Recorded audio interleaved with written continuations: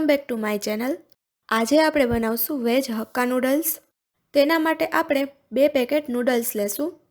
અત્યારે મેં ચિંગ્સના નૂડલ્સના 2 નાના પેકેટ લીધા છે।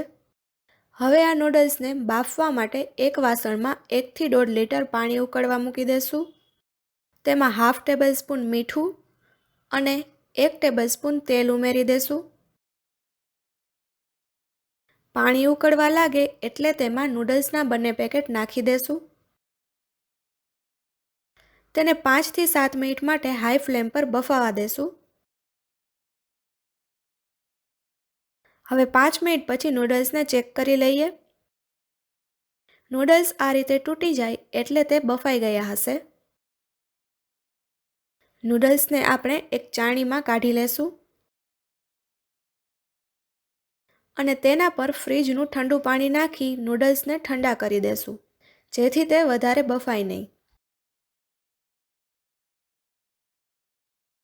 તો હવે નૂડલ્સ પર ઠંડુ પાણી નાખી તેને નિતારી લીધા છે અને હવે તેના પર 2 થી 3 ચમચી તેલ નાખી બધા જ નૂડલ્સ પર તેલ આવી જાય એ રીતે તેને મિક્સ કરી લેશું, જેથી નૂડલ્સ છૂટા રહે।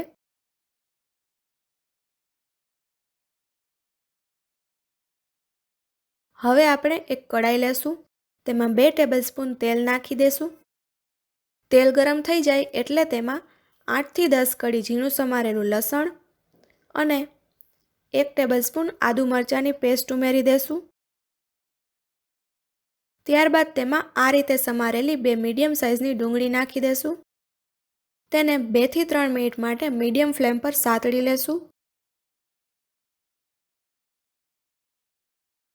હવે તેમાં સમારેલું એક ગાજર એડ કરી તેને મિક્સ કરી 1 મિનિટ માટે સાતળશું। ત્યારબાદ તેમાં એક સમારેલું કેપ્સિકમ ઉમેરી 1 થી 2 મિનિટ માટે થવા દેશું।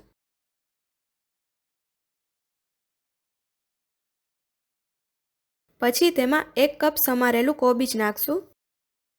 બધું મિક્સ કરી 2 મિનિટ માટે થવા દેશું।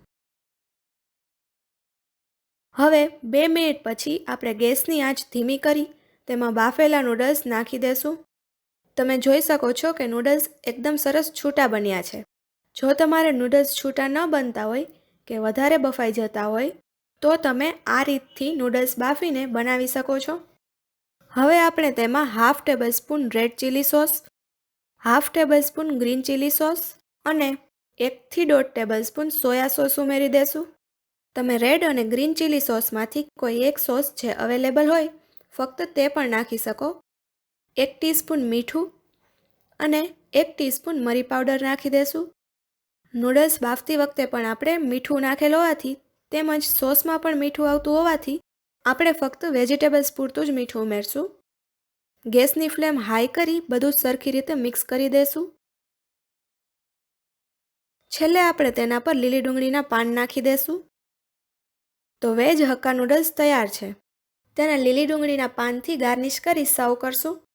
જો તમને આ રેસીપી સારી લાગી હોય તો વિડીયોને લાઇક કરજો, શેર કરજો અને ચેનલને સબસ્ક્રાઈબ કરવાનું ભૂલતા નહીં।